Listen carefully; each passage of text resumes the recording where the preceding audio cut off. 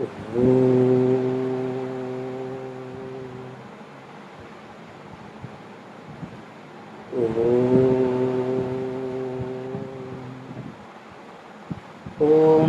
సహనావతు సహనౌ భునక్తు సహ వీర్యం కరవావహై తేజస్వినావధీతమస్తు మా విద్విషావహై.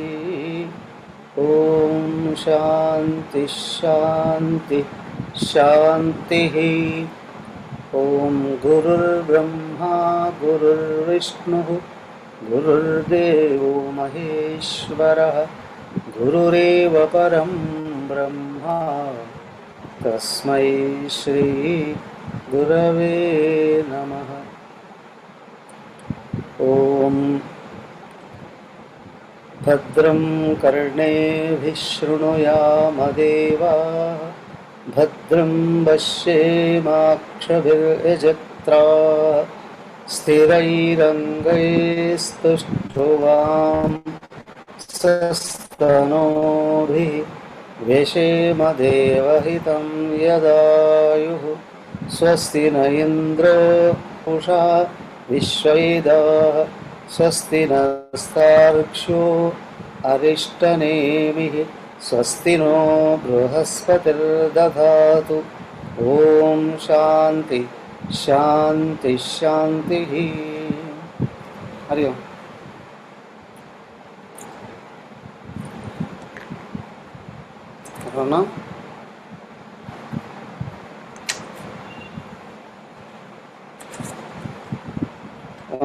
ఒకటే ఏంటది? పరమాత్మ మాత్రమే ఉన్నాడు. అవునులేండి, అది అందరికీ తెలుసు. మళ్ళీ మళ్ళీ చెప్పాలి నా పరమాత్మ ఒక్కడే ఉన్నాడు అని. మళ్ళీ మళ్ళీ చెప్పాల్సిన అవసరం ఎందుకు వచ్చింది అని అంటే, నేను కూడా పరమాత్మయే అని తెలుసుకోవడం కొరకు. పరమాత్మ ఒక్కడే ఉన్నాడు. శాస్త్రాలు చదివితే బుద్ధికి తెలుస్తుంది, కానీ సాధన చేస్తే నేను కూడా పరమాత్మ అయి ఉన్నాను, పరమాత్మ కంటే అన్యంగా లేదు. సో నేను ఉన్నాను అని అంటే పరమాత్మనే అయి ఉన్నాను. మరి పరమాత్మ లక్షణాలు నాలో లేవే అంటే తెచ్చుకోవాలి. బయట నుండి తెచ్చుకోవడం కాదు, దానికి అన్యమైనటువంటి భావాలను తొలగిస్తూ వస్తే ఆత్మభావం పైకి వస్తుంది. అందుకొరకే పదే పదే పదే పదే పదే చెప్పాల్సిన అవసరం వచ్చిందండి. నేను 29వ కారిక వరకు వచ్చాం. యదా స్వప్నే ద్వయాభాసం స్పందతే మాయామహ తదా జాగ్రత్త ద్వయాభాసం స్పందతే మాయామహ. నిద్రలో మనసు మాయ చేత స్వప్నం కనిపిస్తుంది. అలాగే జాగ్రత్తలో మెలకులో కూడా స్వప్నం, ఇది మనసే మాయ చేత జాగ్రత్త ప్రపంచాన్ని కూడా చూపిస్తుంది. అక్కడ స్వప్నాన్ని ఎట్లా చూపిస్తుందో ఇక్కడ మెలకువను కూడా అలాగే చూపిస్తుంది. మనస్సే చూపిస్తుంది, మాయ చేత మాత్రమే. ఏమనండి, మనసు నుండి పుట్టిందా అంటే ఏం, మనసు కూడా చచ్చిపోతుంది కొద్ది రోజులకి. అవునా? అది కూడా అయిపోతుంది. కాబట్టి అక్కడ ఏ విధంగా జరగట్లేదు. కాబట్టి మాయ చేత మనసు ఊహించబడుతుందండి, కల్పిస్తుందండి అన్నారు. దాన్ని ఇంకా కొంచెం దృఢం చేస్తూ నెక్స్ట్ కారిక చెప్తూ ఉన్నారు. చూడండి, 30వ కారిక. అద్వయం చద్వయాభాసం మనస్వప్నేన సంశయః అద్వయం చద్వయాభాసం తథా జాగ్రన్న సంశయః.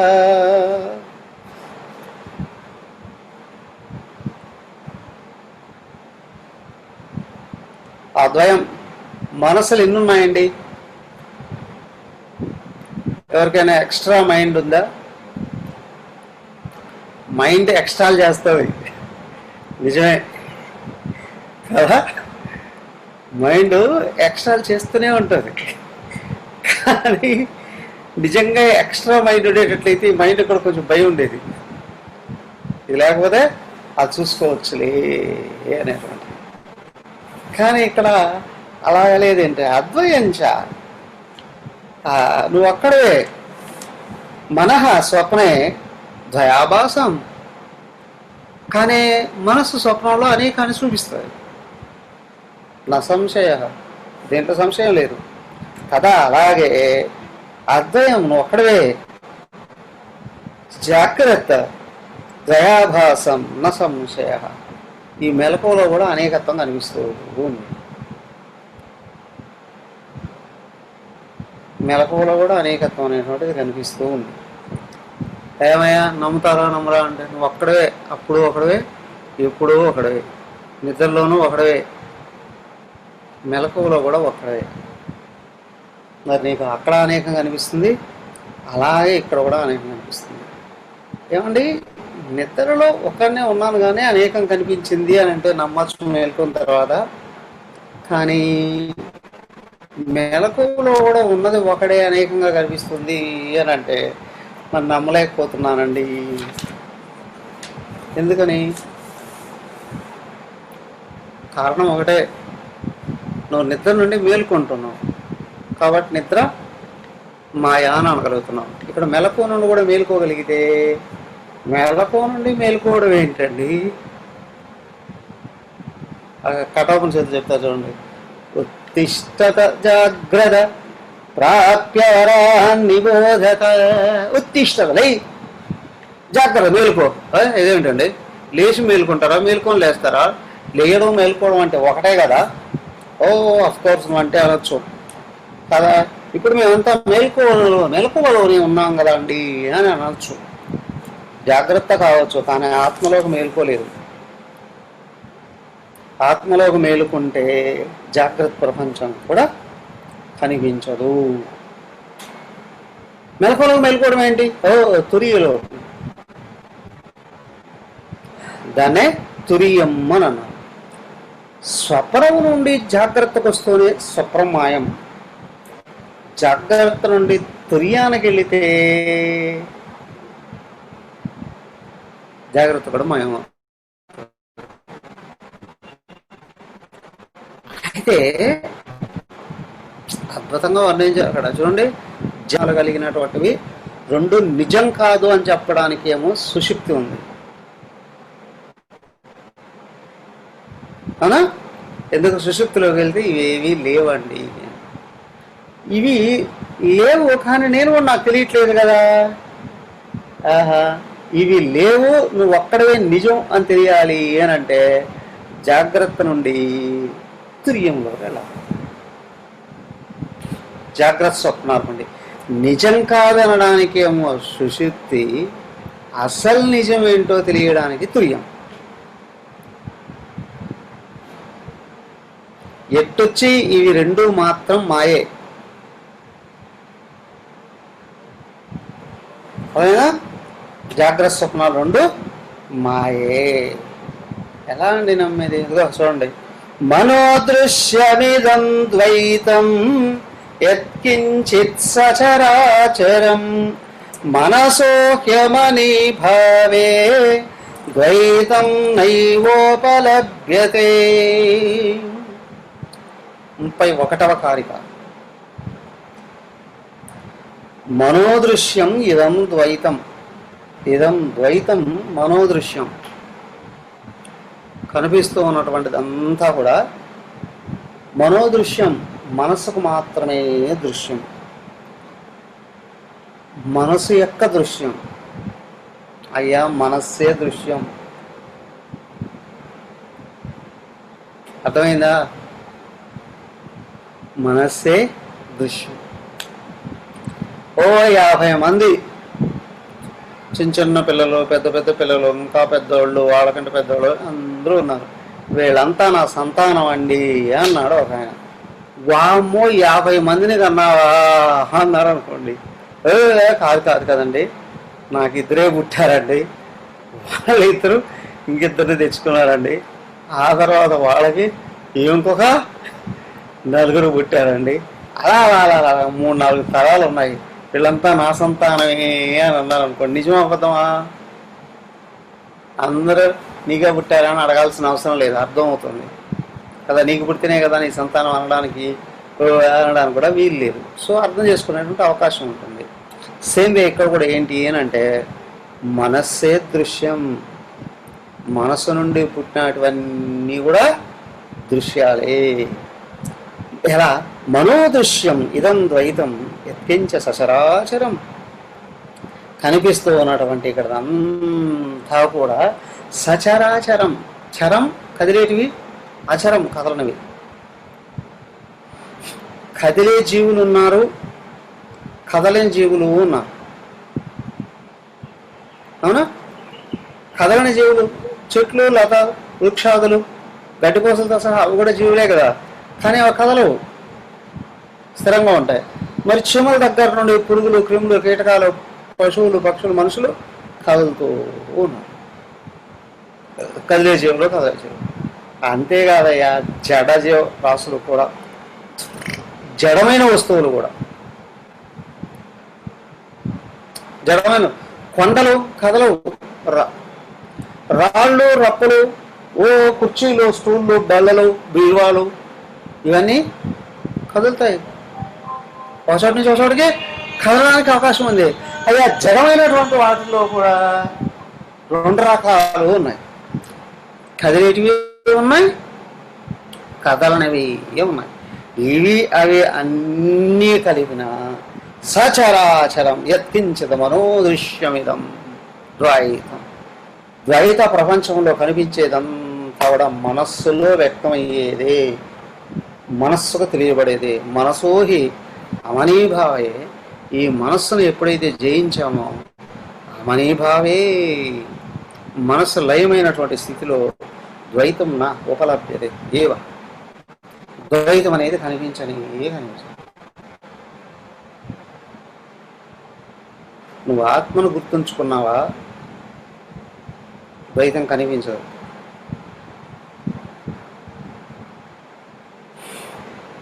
ఆత్మను మర్చిపోయావా, ద్వైతం కనిపిస్తుంది. ఏమండి అట్లా అయితే జీవన్ముక్తి లేని వాళ్ళ ప్రపంచం కనిపించదా? స్వప్నం లాగానే కనిపిస్తుంది.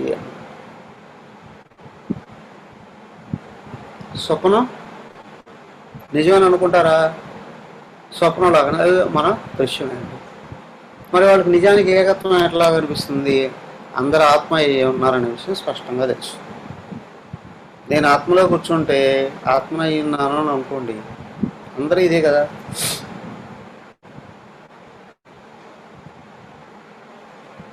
ఆత్మ కంటే వేరుగా ఏముంది? ఇప్పుడు నేను శరీర మనోబుద్ధులకి అతీతంగా ఆత్మగా ఉన్నాను.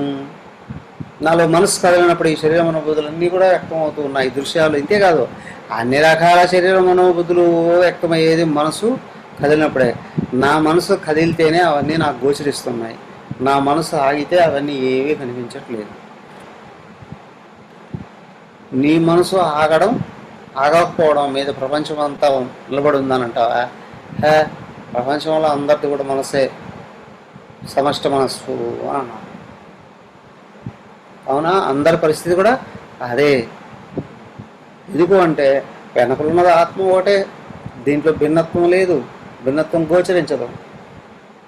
విచిత్రం ఏంట్రా అంటే అన్ని శరీరాల్లో దూరి అన్నిటినీ గ్రహించేది మనస్సు, ఈ ఆత్మ ఒకటే.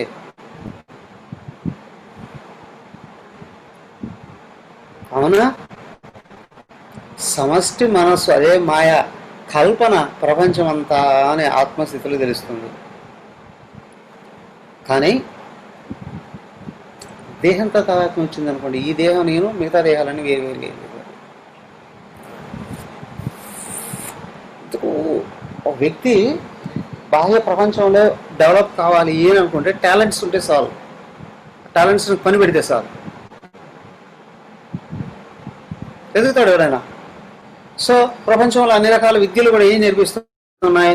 ఒక స్థాయి వరకు 10th క్లాస్ వరకు కామన్ ఎడ్యుకేషన్, అంటే అన్ని రకాల విషయాలు ప్రపంచాన్ని గురించి బోధిస్తూనే ఇంటర్మీడియట్ నుంచి ఏం చేస్తాయి?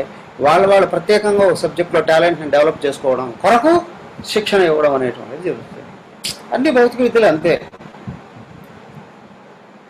కానీ స్పిరిచువల్ నాలెడ్జ్ ఏంటయ్యా అంటే, అయ్యా నువ్వు తెలియబడేదాన్ని మాత్రమే తెలుసుకుంటే సరిపోదు. ఇదంతా హృదక్కే ఒట్టి మనస్సే.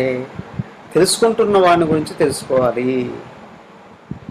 తెలుసుకుంటున్న వాడిని గురించి కానీ తెలుసుకున్నావా, వాడు ఒక్కడే బ్రహ్మాండానికి అధినేత, వాడే నువ్వు. సో ఈ విధంగా దీనికైనా ఆధ్యాత్మికత అంటే ఆధ్యాత్మిక విద్య తెలియబడే ప్రపంచంతో పాటు తెలుసుకుంటున్న వ్యక్తిని గురించి కూడా బోధించేది. ఓకే, ఆధ్యాత్మిక అభివృద్ధి జరుగుతుంది అనేటట్లయితే ఏంటంటే అంతటికీ అన్నింటికీ ఆధారంగా ఒక్కడే ఉన్నవాడు ఎవడైతే అయ్యున్నాడో వాడే నేను అనే భావం లోపల రావాలి. సో కాబట్టి ఇక్కడ సర్వకాల సర్వావస్థల్లో దేహం కాదు ఆత్మను అనే స్థితిని పెంపొందింపజేసుకోగలగడమే. నేను భగవత్ స్వరూపాన్నే కానీ అన్యం కాదు. స్వస్వరూప అనుసంధానం. సో కాబట్టి ఇక్కడ ఏంటి అంటే ఆత్మతో అనుసంధానాన్ని పెంపొందింపజేసుకోవడమే ఆధ్యాత్మికత. సో నువ్వు ఆత్మతో తాదాత్మ్యాన్ని పెంపొందింపజేసుకుంటున్నావా, మనసును నిరోధించే శక్తి వస్తుంది. నీ మనసును నిరోధించే శక్తి నీకు వస్తుందా, ప్రపంచం యొక్క మిథ్యాతత్వం అర్థం అవుతుంది. అంతవరకు అర్థం కాదు. సో కాబట్టి ఇక్కడ ఏంటి అంటే నువ్వు ఆత్మగా ఎదగకపోతే మనసును అన్యంగా ఉంది అని గుర్తించలేవు.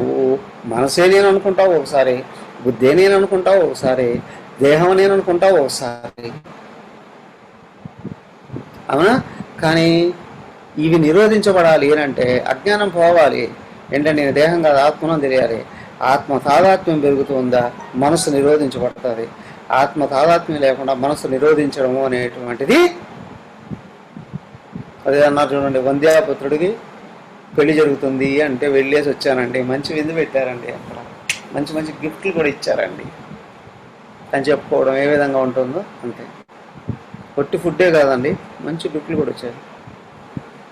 ఒక్కొక్కరికి బంగారు వడ్డాణం ఇచ్చారండి. ఏమి ఇచ్చారు? మనిషికి 1 కిలో బంగారు వడ్డాణం ఇచ్చారండి. ఎవరి పెళ్ళిలో? వంద్యాపుత్రులు. అదైనా గొడ్రాల కొడుకు పెళ్ళిలో. అది కూడా ఎక్కడ జరిగింది? ఆకాశంలో జరిగిందండి. ఎలా జరిగింది? పువ్వుల పందిరి వేశారండి. పువ్వుల కార్పెట్ కాదు, ఆకాశంలో పువ్వుల పందిరి వేసి, అవునా, గొడ్రాల కొడుక్కి పెళ్లి జరుగుతూ ఉంటే ఇంద్రాది దేవతలు అందరూ కూడా వచ్చారు. వాళ్ళ పక్కనే నేను కూర్చున్నాను, అవునా. మనకి ఒకరికి పెద్ద పెద్ద వడ్డాణాలు ఇచ్చారు. సో ఇలా నువ్వు ఎన్ని చెప్పుకున్నా చెప్పుకోవయ్యా, అసలు మూలంలోనే తప్పుంది. గొడ్రాల కొడుకు పెళ్ళి అనడంలోనే తక్కువ. నువ్వు వెళ్ళి చెప్పవయ్యా, నువ్వు ఆకాశంలో నుండి గొడ్రాలి కొడుకు పెళ్లి దగ్గర నుంచి వచ్చావా, లేకపోతే ఎర్రగడ్డ పిచ్చాసుపత్రి నుంచి పారిపోయి వచ్చావా? చెప్పాల్సిన అవసరం లేదు, అర్థమైపోతుంది. అవునా, అటు విశాఖపట్నం నుంచో ఇటు హైదరాబాద్ నుండో పిచ్చాసుపత్రి నుండి తప్పించుకొని వచ్చేసాడండి అనే విషయం స్పష్టంగా అర్థమైపోతుంది. సేమ్ ఇక్కడ ఏంటి అని అంటే బాగా గుర్తుంచుకో, నేను ఆత్మను అని తెలిసిందా, తెలిసి దాంతో తాదాత్మ్యం పెరుగుతుందా, మనసు సాగుతుంది, మనసు నిరోధించబడుతుంది. ఒకేసారి నిరోధించబడతారా? క్రమంగా నిరోధించుకోవచ్చు. నువ్వు అవకాశం ఉంది, నీ మనసు నీ మాట వింటుంది. అప్పుడు నువ్వు యజమానం అని తెలుస్తుంది. ఇంకో విషయం చూడండి, ఓ వ్యక్తి ఒక ఇంటికి వెళ్ళాడు. వెళ్ళినవాడు ఎస్పీ. అతను చుట్టూ సెక్యూరిటీ కూడా ఉంది బాగా. ఫ్రెండ్ ఇంటికి వెళ్తున్నాడు. ఫ్రెండ్ ఇంటి దగ్గరికి వెళ్ళి డోర్ బయట గేట్ దగ్గర ఆ బోర్డు చూసుకోవాలి, కుక్కలు ఉన్నాయి జాగ్రత్త అని. గేట్ అడిగి గేట్ తీస్తే ఏం చేస్తుంది? లోపల కుక్క, ఇంత పెద్ద కుక్క, బావు మనం పరిగెత్తుకుంటూ వచ్చి మీద కాళ్ళు వేస్తుంది. కొన కదా, భుజాల మీద వేస్తుంది కాళ్ళు. ఒక్కసారి పీక పట్టుకోవచ్చు. ఆ కుక్కని ఈ ఎస్పీ నిరోధించగలరా? ఎస్పీ ఏంటండి, డీజీపీ కూడా నిరోధించలేడు. అవునా? ఈయన ఇంత పెద్దవాడికి ఇంత పెద్ద అధికారి కదా, అదేమైనా ఓ రాష్ట్రం అంతటినీ డీజీపీ గారు గడగడలాడిస్తారండి. కానీ కుక్క దగ్గర ఓడిపోవాల్సిందే. అవునా కాదా? కుక్క దగ్గర ఓడిపోవాల్సిందే. కానీ అదే ఇంట్లో యజమాని కొడుకు ఇంత బచ్చాగాడు, ఒక 3 ఏళ్ళోడు, తమి తమి తమి అంటూ వచ్చి దాన్ని ఒకటి ఇచ్చాడు అనుకోండి, అత్తాకు ముడుచుకుని ఒకరికి 3 ఏళ్ళోడు, వాడు ఇంకా స్కూల్లో కూడా చేరలా, ఏబిసీలో కూడా రావాడికి. అవునగా తమ్ముడు కలిగి అనుకోండి, వాడు ఏం చెప్తా తింటుంది. బికాస్ దానికి తెలుసు వీడు నా యజమాని అని. వాడికి తెలుసు ఇది మా ఇంట్లో కుక్క అని చెప్పినట్టు వింటుంది. సేమ్వే వ్యక్తి ఎవడైనా కావచ్చు. ఏమయ్యా, ముఖ్యమంత్రి, ప్రధానమంత్రి, లేబరా, బ్రాహ్మణుడా, శూద్రుడా, భారతీయుడా, విదేశీయుడా, హిందువా, క్రిస్టియనా, ముస్లిమా, అవన్నీ ఏం అవసరం లేదు. నేను ఆత్మను అని అనుకుంటే హిప్ ఫైట్ అంటే ఆగిపోతుంది మనసు, లేకపోతే ఆగదు. ఒకవేళ ఆగినట్టు కనిపించిన తాత్కాలికమే. అర్థమైందా? తాత్కాలికమే. ముక్కు పట్టుకుంటే అందరికీ ఆగిపోతుంది, అది వేరు కదా. ముక్కు నరుము చెప్తే గట్టిగా ఆగిపోతుంది, అది వేరు. అవునా? కానీ మనసు నిరోధించబడాలి అని అంటే నేను ఆత్మని తెలియాల్సింది. దానికి మనసోహి అమనీభావే ద్వైతం నవుపలభ్యతే. మనస్సు అమనీభావంలోకి వెళ్ళిపోయింది అనుకోండి, మనం నిశ్చలత లోకి వెళ్ళిపోయింది అని అనుకోండి. అమనీభావం మనస్సు లేని స్థితి. నయేవ ఉపలభ్యతే, ద్వైతం కనిపించదు. ఏమండి, మనసు లేని స్థితి అంటూ ఉంటుందా ఎప్పుడన్నా? ఉండదా? ఎందుకుండదు? గాఢ నిద్రలో లేదు, మనసు లేదు కదా అక్కడ, కాబట్టి ద్వైతం కనిపించట్లేదు కదా అక్కడ. అది ఆటోమేటిక్గా అందరికి వస్తుంది. చిన్న పిల్లాడికి కూడా వస్తుంది, అప్పుడే పుట్టినోడికి కూడా వస్తుంది. అవునా? నిద్ర అనేది ఏ శక్తి లేకుండా నీరసించిపోయినప్పుడు కూడా నిద్ర వస్తుంది. అప్పుడు మనసు ఆగిపోతుంది.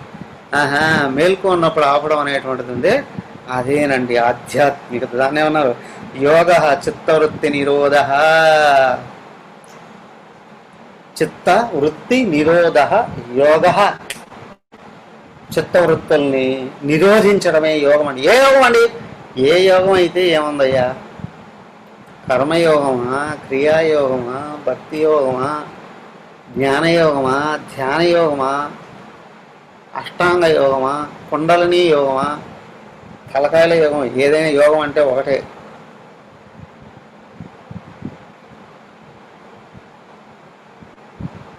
యుజ్ అనే దాకా నుండి జీవభావం, ఈశ్వరభావం ఒకటైపోవడం మెయిన్.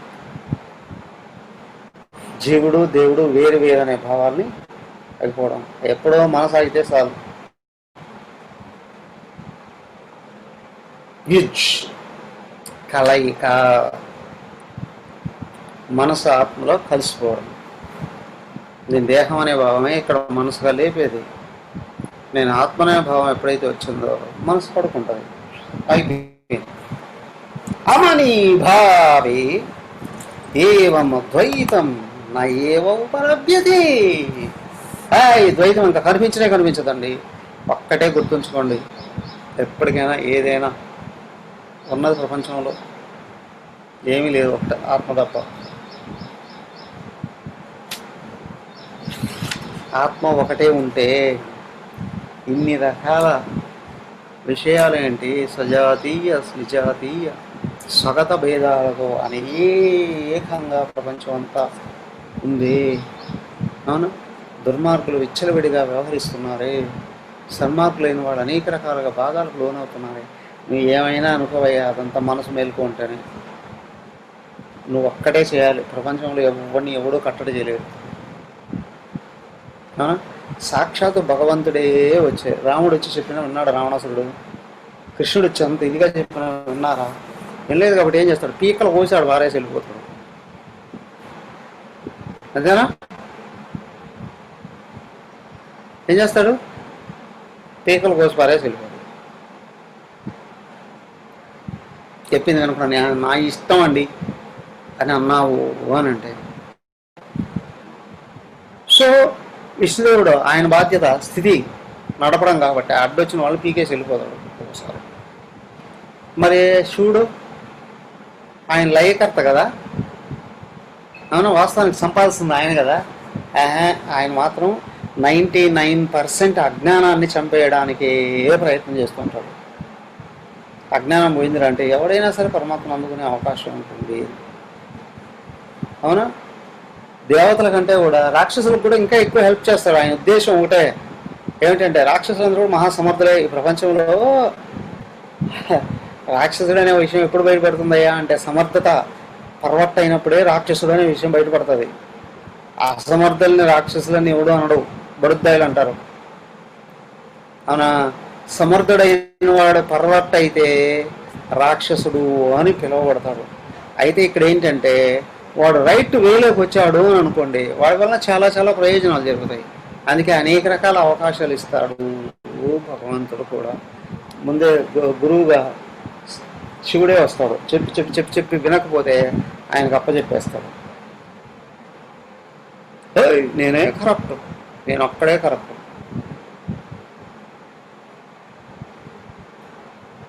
దెబ్బతీస్తుంది. ఒక్కొక్కసారి శివుడికి కోపం వచ్చిందని అనుకోండి, విష్ణువు వెంట ఆయన కూడా వస్తాడు పీకడానికి. రా నేను చూపిస్తాను, నీకు అవసరమైతే నువ్వు ఒక దెబ్బేస్తే నేను కూడా ఒక దెబ్బేస్తాను అంటాడు. ఒక్కొక్కసారి ఏం చేస్తాడు, విష్ణువు కూడా చెప్పకుండా శివుడే లేపాడు వారేస్తాడు. అవునా? త్రిపురాసులను చంపడానికి ఈయనే బాణాలు అయ్యాడు. విష్ణువు వస్తే బాణాలు వేస్తూ ఉంటే బాణంగా శివుడే మారాడు. వీడిని ఊరికే ఉంచకూడదురా బాబు అని. సో కాబట్టి ఇక్కడ ఏంటంటే మనస్సును శుద్ధి చేసి పరమాత్మను అందుకోవడానికే మానవ జన్మ వచ్చింది. నా ఇష్టం అండి, ఓకే నీ ఇష్టం, నువ్వు వెళ్ళిపో. కానీ ఇతరుల అభివృద్ధికి కానీ, ఇతరుల సుఖానికి కానీ, ఇతరుల ధర్మ ఆచరణకు కానీ అడ్డుపడ్డావో భగవంతుడి కోపానికి గురవుతావు. గురి అయినట్లు ఎప్పుడు తెలుస్తుంది అంటే మనసులో శాంతి ఎగిరిపోతుంది, అశాంతి నిలబడుతుంది, రాజ్యం వెళ్తుంది. మనసులో అశాంతిని రాజ్యం వెళ్తుంది. నెమ్మదిగా దేహానికి నిర్వీర్యత వస్తుంది.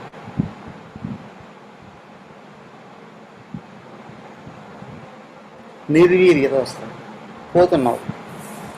సో కాబట్టి గుర్తుంచుకో, మనసుని ఆపై ఆత్మభావంలో నిలబడి అదే జయిస్తావు.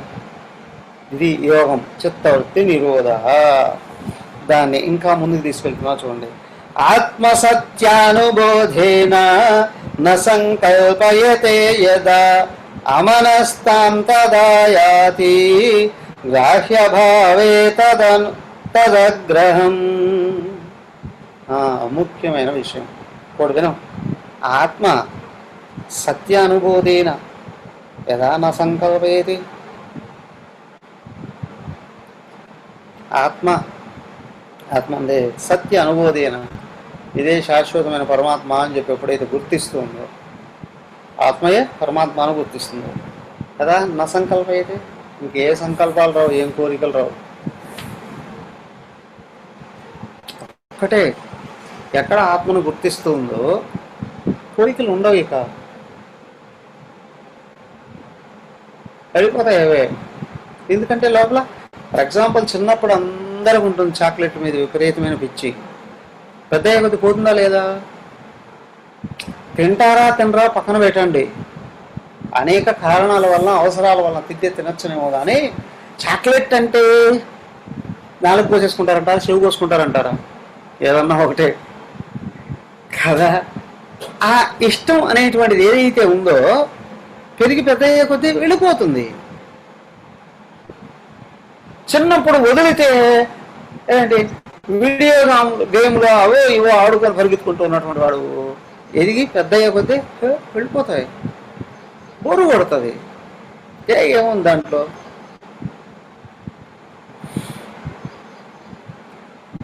చిన్నప్పుడు కార్టూన్ ఛానల్ అని అంటే విపరీతమైన పిచ్చి.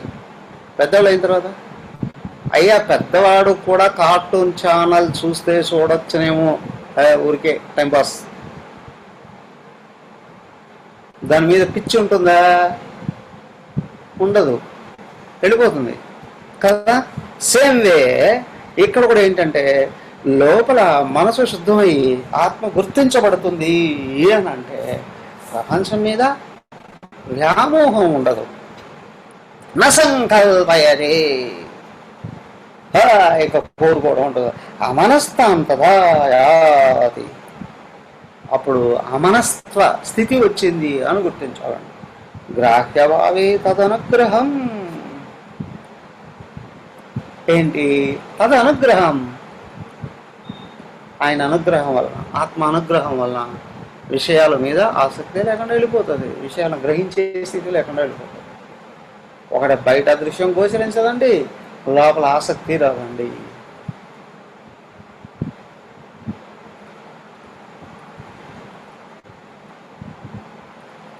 ఏమండి అలా అయితే జనకుడు మొదలైనటువంటి వాళ్ళు భోగాలు అనుభవించలేదా? కృష్ణుడు 16,000 మందిని ఎందుకు పెళ్లి చేసుకున్నాడు? వాళ్ళని పరిశీలించి ఉండాలి. ఏమని? నీ కోరిక ఉందా అని. జనకుడు అన్నాడు ప్రపంచం ఎక్కడుంది అని. ప్రపంచం పుట్టనే లేదయ్యా అన్నాడు. కృష్ణుడు వీళ్ళు నా బావిలోని ఎక్కడ అంతా నేని అని అన్నాడు. ఒకవేళ నీకు మంచి స్వీట్ తయారు చేసుకొని తినాలి అని అనిపించింది అనుకోండి, కానీ ఇంట్లో వస్తువులు ఏమీ లేవు. ఆ రోజు పడుకున్నారు నిద్రలో వస్తువులన్నీ ఇంటి నిండా ఉన్నాయి. హాయిగా కిచెన్లోకి వెళ్తే మొత్తం కనిపించాయి. తయారు చేసుకొని ఫుల్గా తినేశారు స్వీట్.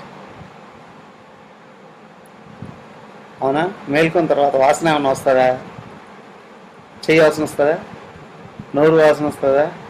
పొట్ట ఏమైనా నిన్నట్టు ఉంటుందా? అవునా? లేదండి. అవి వెళ్ళి కిచెన్లోకి వెళ్ళి పాత్రలు ఏమైనా వాసన చూస్తే అవి ఏమైనా ఉంటాయా? ఏం ఉండవు. ఎందుకు? ఇక్కడ సంకల్పం ఉంది కాబట్టి అది వచ్చింది. లోపల అది ఉంటేనే బయట అది కనిపించింది అండి అని. ఆ లోపల సంకల్పమే లేకపోతే, స్వీట్ కావాలనే ఆసక్తి లేకపోతే మీ కళ రావడం, కళలో స్వీట్ తయారు చేసుకోవడం, తినడం అంటూ ఉంటుందా? లేదు, అవకాశమే లేదు. సో కాబట్టి ఇక్కడ ఏంటి అంటే ఎవడైతే అమనస్తాం, మనస్సును అధిరోహించాడో, మనస్సుకు అతీతమైన ఆత్మస్థితిలోకి వెళ్ళాడో, మనస్సే లేదయ్యా అక్కడ. ఇంకా కనిపించడం ఏంటి? మనస్సే లేనప్పుడు కనిపించడం ఏంటి?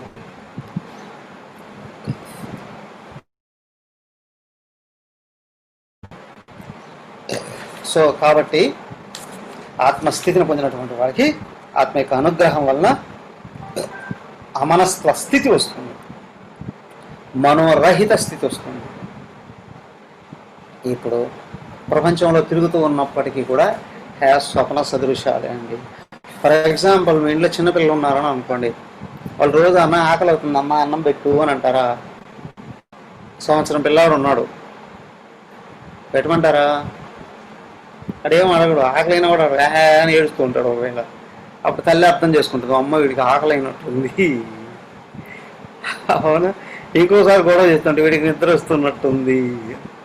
తల్లి అర్థం చేసుకుంటుంది కదా. రోజుకు 3 పూట్ల ఆమె కలిపి ఏం చేస్తుంది? వాడు నాకు వద్దు అంటాడు, ఆయన అట తిప్పుతుంది, ఇట తిప్పుతుంది, అట తిప్పుతుంది, ఇట తిప్పుతుంది, కథలు చెప్తుంది, బూచి అంటుంది, రకరకాలుగా వాడికి ఏదో ఒకటి తినిపించడానికి ప్రయత్నం చేస్తూ ఉంటుంది. ఎందుకయ్యా నువ్వు తినిపించాలి? అలాగా ప్రేమ అండి. ఎందుకు? తల్లికి. అలాగే మహాత్ములను కూడా ప్రకృతి మాతే తల్లి పిల్లాడిని పోషించినట్టు పోషిస్తుంది. అయ్యా జ్ఞాని ఎక్కడైనా ఉండనియండి, ఆ దేహం ఉంటే ఉండి పోతే పని అనుకుంటాడు. అవసరం ఏంటి దీంతో?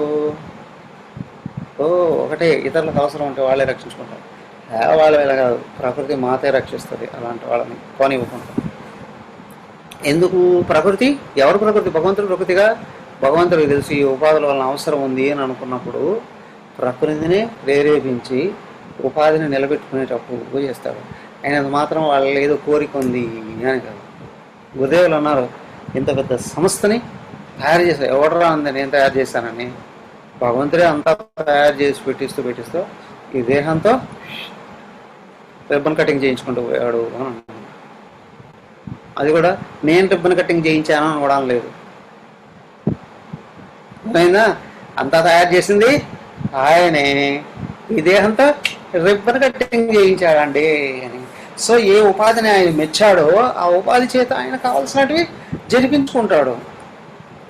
సో కానీ ఆ ఉపాధిలో ఉన్న ఆత్మస్వరూపానికి ఇది కావాలి అని ఉండదు, ఇది పోవాలి అని ఉండదు.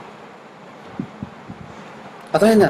అమ్మో ఏమవుతుందండి, ఆరోగ్యపడు, రక్షించుకోవాలి, ఏ బాధలో ఉంటే పోతుంది, పోతేనే భయం. ఏమయ్యా ఉంటే మంచిదా పోతే మంచిదా? పోతే ఏ బాధ లేదు కదా, ఉన్నంత వరకే కదా బాధలన్నీ. అవునా కదా? దీన్ని రక్షించాలి, పోషించాలి, ఆరోగ్యంగా ఉంచాలి.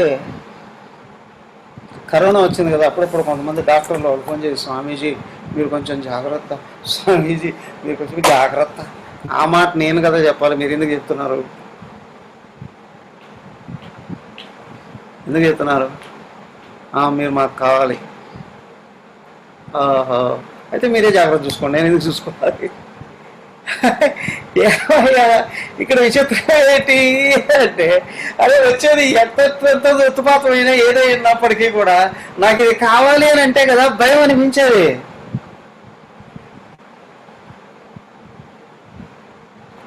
ఆయన సుశిక్షితుడై జ్ఞానంలోకి వెళ్ళినటువంటి వ్యక్తి దేహాన్ని విచ్చలవిడిగా ఉపయోగించడు.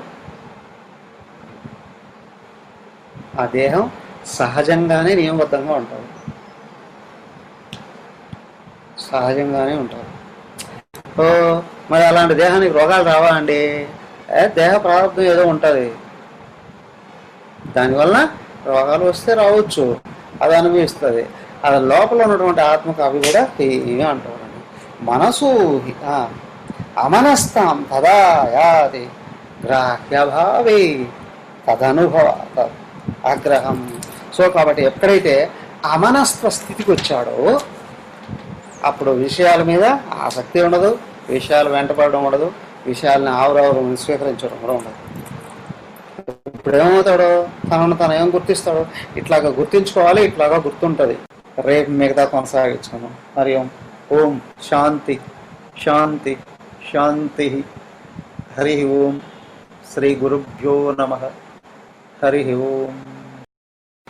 ఓం సర్వే భవంతు సుఖినః, సర్వే సంతు నిరామయాః, సర్వే భద్రాణి పశ్యంతు, మా కశ్చిద్ దుఃఖభాగ్ భవేత్. ఓం శాంతి శాంతి శాంతి. హరి ఓం. శ్రీ గురుభ్యో నమః. హరి ఓం.